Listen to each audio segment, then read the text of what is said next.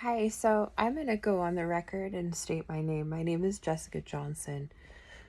I was in a domestically violent marriage, and the perpetrator stated that he wanted to murder me and get away with it.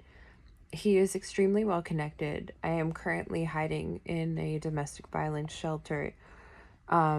I have been told on multiple occasions from people that are connected to him that I will be murdered.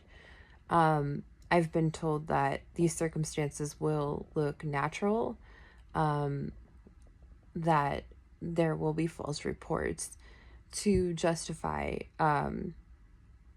what is going to be done to me. I'm being told that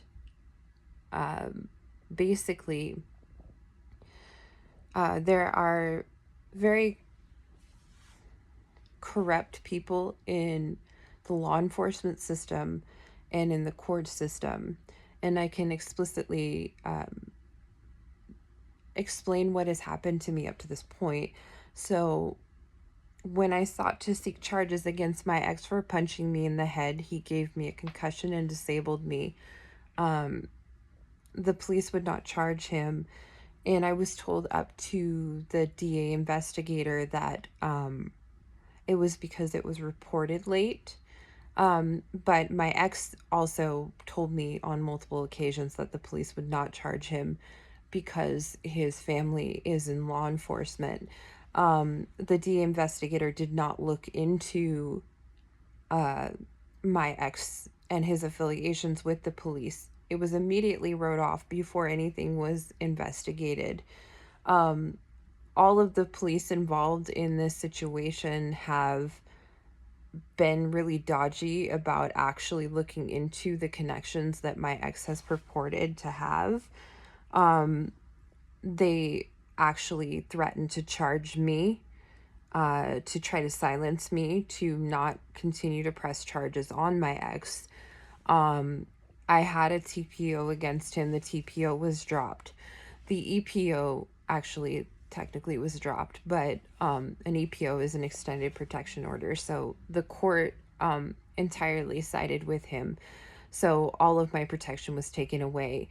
After the EPO was dropped, he continued to harass me. I got messages from him anywhere from 1 to 4 in the morning, waking me up, claiming that he was going to commit self harm with people laughing in the background. More than likely, it was simply harassment. I received messages about my daughter that were meant to upset me to contact him so he can further harass me. All of the reports that I made to law enforcement were not taken seriously. Several months ago, probably more like a year or two ago, he told me that he was going to murder me and get away with it. He said this subsequently, probably hundreds of times after this statement, probably before it as well.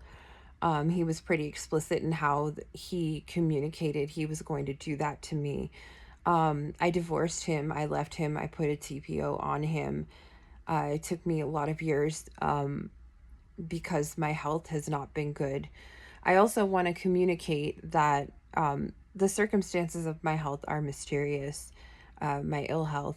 And so there was an incident where several years ago, probably about 2 years ago, before my health problems started getting really bad, I was kidnapped, abducted, and raped by traffickers that I believe my ex recruited.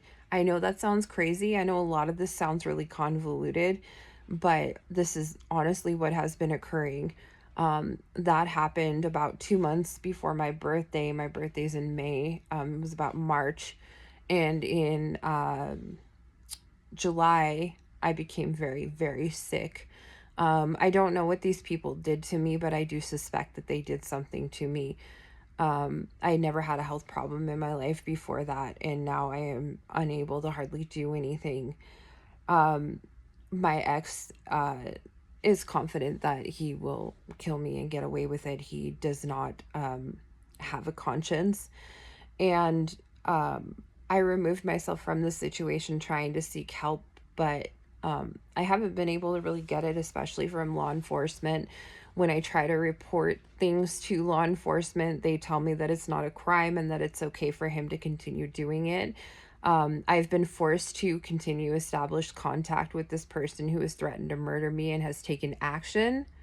Um, when I say that, what I mean is he told me he would kill me and he has hit me multiple times. But after he told me he would kill me, he punched me in the head and gave me a severe traumatic brain injury. Um, a lot of the people that surround him invalidate my story and want to make it sound like it's convoluted or crazy. The reality is very different when you look at the statistics, even in the, I'm in the state of Nevada, by the way, and Nevada is number 4 for domestic violence homicide. A lot of women are dying in Nevada because police are failing to take action and failing to protect women from individuals that are trying to harm them. In my case, I was absolutely let down by the police and by the court, who would not allow my EPO. This really needs to be a focal point, why this is not being taken seriously. And on top of that, Reno police, Reno is where I was living. Reno police are being investigated for corruption. The corruption, I think, goes beyond what was it, training documents. I think it goes beyond training documents, because why did the police fail to protect me? Why didn't they charge my ex for disabling me? Why was I told that my injuries didn't matter? Delayed reporting should not be as much of a problem as it is. It's it's kind of ridiculous that someone can absolutely destroy your life by hurting you in such a way in a domestic context and the police do nothing. So I am continuing to document these experiences because I am in fear for my life. I am afraid. I was getting death threats for probably 5 months prior to this, and I do think things are escalating. I do think that things will be, if something happens to me, it will be made to look natural, and it will be done in such a way that they will try to really write it off. I'm trying to get as much word out as I can, because I do have a child, and that child is being left with in situations that I don't really care for, with people that I don't think that she should be with and surrounded by, particularly my ex. I don't think she should be around him. That is a fundamental flaw of the person who has custody of my daughter. So, unfortunately, I've had to resort to making videos and statements and things online to try to protect myself and continue documenting my fears. I'm being told that I should not document my fear for my safety.